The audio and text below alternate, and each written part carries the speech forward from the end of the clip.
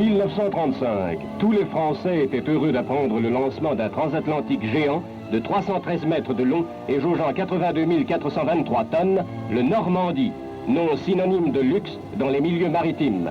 Avec ses ponts spacieux, ses solariums et ses terrains de jeu, il représentait réellement l'apogée des siècles de suprématie française au point de vue art et réalisation. Il y avait force batteur le jour de son voyage inaugural, lorsque la France entière lui souhaita bon voyage. En cet été de 1935, sa silhouette imposante et ses lignes gracieuses formaient un tableau impressionnant. Il avait ce que le génie créateur des Français leur permet de donner à leurs œuvres, le style. Les célébrités, les grands, les puissants, l'élite de la société internationale, au cours de cette période située entre deux guerres mondiales, étaient à son bord. Et curieux et impatients, les habitants du Nouveau Monde attendaient son arrivée dans le port de New York.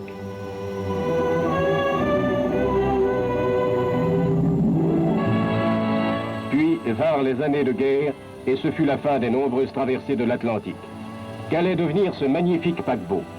Rebaptisé Lafayette, et après quelques transformations faites à New York, l'orgueil de la France d'avant-guerre était devenu un transport de troupes grand modèle lorsqu'un incendie d'origine inconnue le frappa au plus profond de ses entrailles.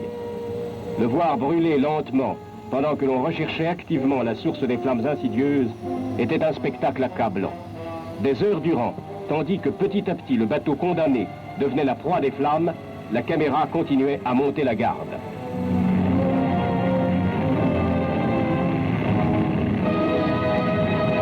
Héroïquement, les pompiers de New York, vétérans de nombreux graves incendies, luttaient avec acharnement pour éteindre le feu.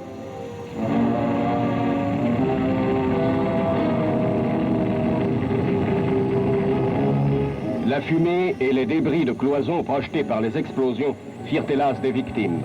Les flammes avaient maintenant détruit la majeure partie de la superstructure, tandis que tonne après tonne, l'eau était déversée afin de maîtriser l'incendie. Mais un autre danger approchait. L'immense poids de l'eau amassée au-dessus de la ligne de flottaison faisait pencher le navire. Position sans espoir pour le géant des mers. Il fallait de l'eau pour combattre l'incendie, mais ce fut l'eau qui causa le désastre, et stoïque, la caméra tournait toujours.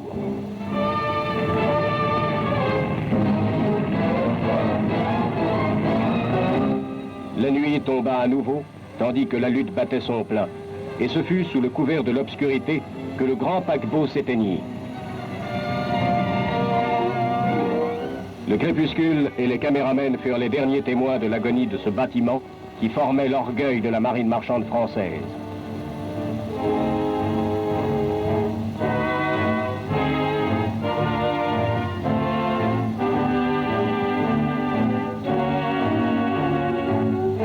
Désormais inutilisable, on l'avait abandonné le long du quai où tant de passagers étaient montés à son bord, heureux et impatients d'apercevoir les rivages de la belle France.